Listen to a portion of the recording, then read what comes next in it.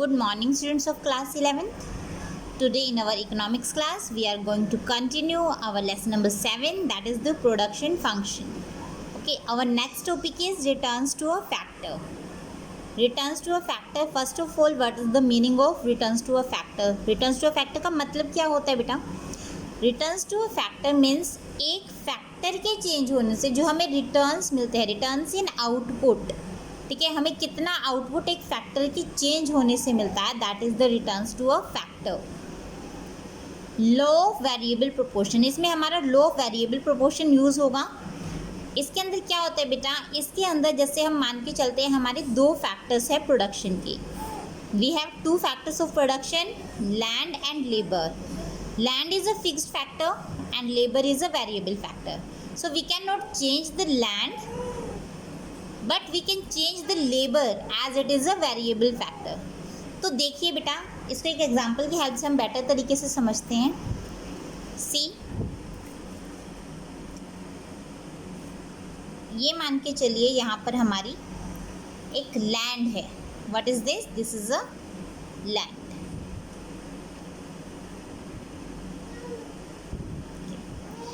ये लैंड है हमारी 2 हेक्टेयर्स की. कितने हेक्टेयर्स हैं? 2 हेक्टेयर्स की. ठीक है, अब देखिए, अब इस लैंड पे हमारी मान लो सिर्फ स्टार्टिंग में एक लेबर ही काम कर रही है. एक लेबर जब काम कर रही है तो ये हमें मान लीजिए आउटपुट दे रही है ऑफ 4 kg राइस. ठीक है, 4 किलो चावल ही हमें उगाकर दे रही है. ठीक है, जब हमने देखिए लैंड है हमारी, ये फिक्स फैक्टर है, हम इसको चेंज नहीं कर सकते, हम इसको बढ़ा नहीं सकते, बट लेबर जो है हमारी हम उसको तो बढ़ा सकते हैं ना. तो एक से हमने यहाँ पर कर दी 2 लेबर कर दी. पहले जो इस लैंड पर एक लेबर काम कर रही थी, अब कितने लेबर काम करेगी? 2. अब 2 लेबर के काम करने से अब हमारी जो आउटपुट है, अब हमें रिटर्न्स कितने मिलने लगे? मान लीजिए 2 लेबर के काम करने से अब हमें 8 kg डबल आउटपुट मिलने में लगे हैं, डबल रिटर्न्स मिलने लगे हैं. ठीक है, एक लेबर हमारी 4 kg राइस हमें आउटपुट के तौर पे दे रही थी और 2 लेबर्स हमें 8 kg राइस दे रही है. ऑलराइट, सो इसके बढ़ने से हमारी क्या बढ़े? रिटर्न्स बढ़े. So returns to a factor, एक फैक्टर के चेंज होने से जो रिटर्न्स हमें मिल रहे हैं, that is the returns to a factor. अब देखिए, मान लीजिए अब हमने एक लेबर और लगा दी, 3 लेबर काम कर रही है. अब 3 लेबर काम कर रही है तो हमें यहाँ पे मान लीजिए 11 kg राइस मिल रहा है. ठीक है, कितना kg राइस मिल रहा है? 11 kg. आगे क्या है, हमारी आउटपुट लगातार बढ़ती जा रही है. ठीक है ना. तो लॉ ऑफ वेरिएबल प्रोपोर्शन हमें क्या कहता है? लॉ ऑफ वेरिएबल प्रोपोर्शन हमें बोलता है कि जैसे जैसे हम वेरिएबल फैक्टर कौन सा है? लेबर. जैसे जैसे हम वेरिएबल फैक्टर को फिक्स फैक्टर के साथ कनेक्ट करते जाएंगे, बढ़ाते रहेंगे, वैसे वैसे जो हमारा मार्जिनल प्रोडक्ट है वो पहले तो बढ़ेगा. MP ये हम पहले कर चुके हैं. वो first of all it will increase. ठीक है, पहले ये बढ़ेगा, फिर धीरे धीरे क्या होना शुरू हो जाएगा? घटना शुरू हो जाएगा, डिक्लाइन करना शुरू हो जाएगा. ठीक है, और अब धीरे धीरे घटने के बाद एक टाइम ऐसा आएगा जब ये 0 हो जाएगा, और 0 होने के बाद ये आगे नेगेटिव में भी चला जाएगा. ठीक है, क्लियर?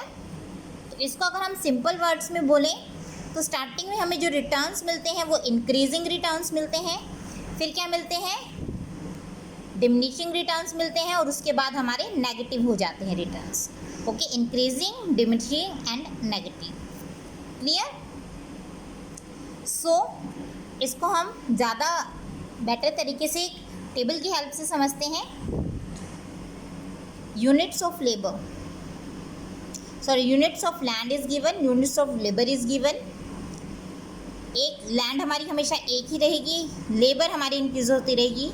उसी लैंड पे पहले एक लेबर लगी हुई थी, अब 2 लेबर लगी है, फिर 3, फिर 4, फिर 5, फिर 6 लोग काम कर रहे हैं, 7 लोग काम कर रहे हैं, फिर 8 लोग एक साथ काम कर रहे हैं.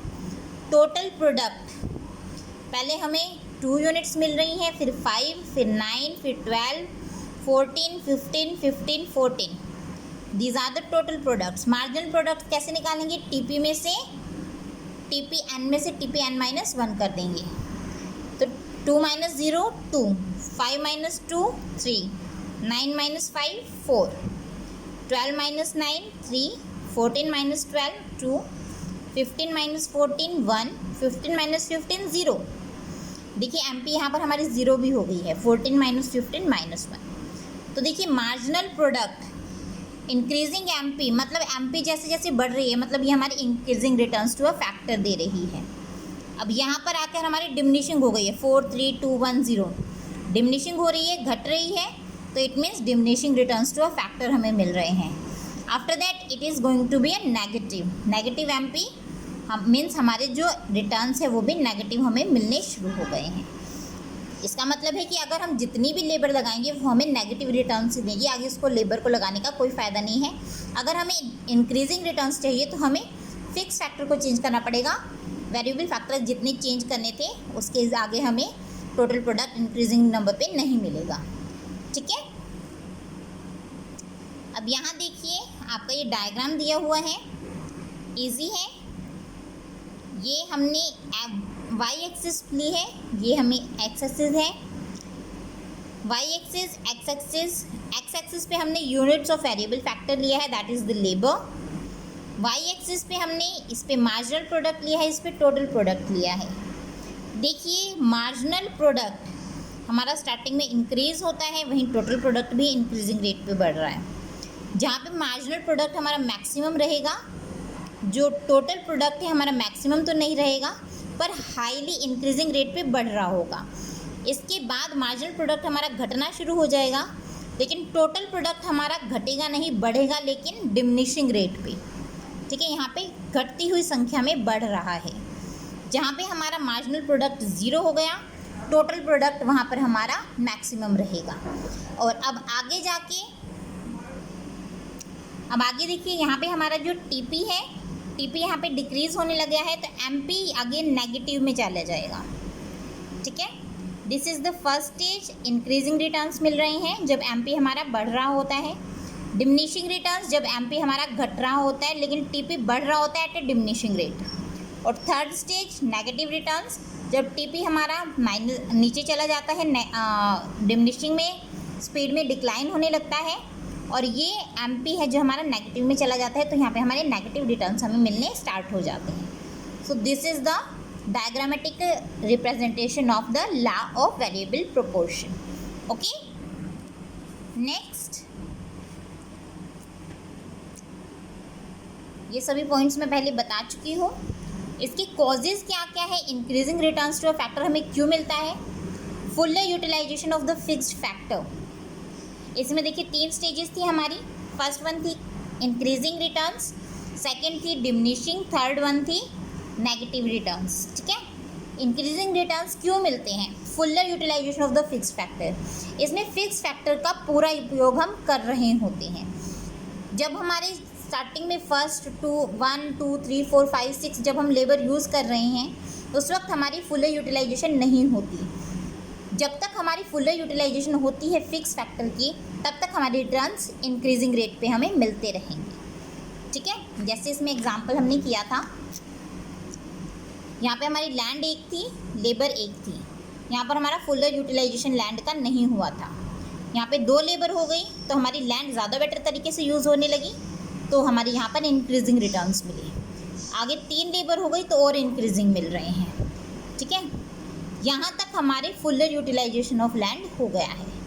ठीक है, क्लियर? जहाँ तक हमारा इंक्रीजिंग रिटर्न्स मिले वहाँ तक हमारे full utilisation of fix factor और लैंड होता है। नेक्स्ट है division of labour and increase in efficiency. Labour divide कर देते हैं हम, लेबर के काम को डिवाइड कर देते हैं और एफिशिएंसी हमारी बढ़ती है। जैसे जैसे एफिशिएंसी बढ़ेगी वहाँ पे हमारे रिटर्न्स हमें एक्स्ट्रा अमाउंट में मिलते रहेंगे और हमारी एमपी भी लगातार बढ़ती हुई हमें दिखाई देगी। कोऑर्डिनेशन अच्छा होता है फैक्टर्स ऑफ प्रोडक्शन के बीच में। कौन कौन से फैक्टर्स है? लैंड एंड लेबर, दोनों के बीच में जैसे जैसे कोऑर्डिनेशन ज़्यादा बेटर तरीके से होता रहता है वहाँ पे हमारी टीपी हमेशा लगातार बढ़ती रहती है। डिमिनिशिंग रिटर्न्स के फैक्टर्स, उसके जो कॉजेज़ हैं उसके क्या क्या कॉजेज़ हैं। फिक्सिटी ऑफ द फैक्टर, एक फैक्टर फिक्स है, अगर हमें इंक्रीजिंग रिटर्न्स चाहिए तो हमें फिक्स फैक्टर को वेरिएबल बनाना पड़ेगा, लेकिन शॉर्ट रन में हम मान के चलते हैं हमारा फैक्टर एक फिक्स है। इसी वजह से फिक्स फैक्टर को ना छेड़ने की वजह से हमें क्या मिलेंगे, डिमिनिशिंग रिटर्न्स मिलेंगे। इम्परफेक्ट फैक्टर सब्स्टिट्यूटेबिलिटी, हम फैक्टर दूसरा बढ़ा रहे हैं, जिसको बढ़ाना चाहिए वो हम नहीं बढ़ा रहे हैं, ये इम्परफेक्ट सब्स्टिट्यूट है, that's why we are going to get diminishing returns to a factor. Poor coordination, coordination अच्छा नहीं होता फैक्टर्स के बीच में, एक लेवल तक तो अच्छा होता है लेकिन उसके बाद कोऑर्डिनेशन अच्छा नहीं रहता, जिसकी वजह से डिमिनिशिंग रिटर्न्स फैक्टर को मिलते रहते हैं। ठीक है, इसमें कुछ अजम्पशंस हैं। अजम्पशंस क्या हैं इसकी, जिसमें फैक्टर्स ऑफ प्रोडक्शन कंबाइन किए जाते हैं उनको चेंज किया जा सकता है। ठीक है, ratio of which factors of production are combined can be change. जैसे एक लैंड है 1:1 लेबर लगा सकते हैं। जब देखिए, जब हमारा लैंड 1 है तो उस पर हम 1 ही लेबर लगाएंगे तो हमारी ये बन जाएगी 1:1 की रेशियो। जब 1 लैंड है हम 2 लेबर लगा सकते हैं तो ये बन जाएगी 1:2 की रेशियो। जब हमारी 1 लैंड है तो 3 लेबर भी लगा सकते हैं तो 1:4 की रेशियो। तो रेशियोज़ यहाँ पे चेंज हुई है हमारी, है ना। तो ratio in which factors of production are combined can be change, इसको हम चेंज कर सकते हैं। Units of the variable factors are homogeneous और इक्वली एफिशिएंट। हम ये मान के चलते हैं जो वेरिएबल फैक्टर्स की यूनिट्स है, जो ये लेबर की यूनिट्स हैं, वो इक्वली एफिशिएंट हैं। ऐसा नहीं है इसको ज़्यादा अच्छा काम आता है, इसको कम अच्छा काम आता है, सभी बराबर से ही काम करते हैं, इक्वली एफिशिएंट है, कोई ज़्यादा स्किल्ड और कम स्किल्ड नहीं है। Okay, these are the assumptions of the law. Last one, technology do not change, technology change नहीं होती। ऑलराइट, आज के लिए बेटा इतना ही। कल हम इसका आगे पोस्टपोनमेंट ऑफ द लॉ करेंगे।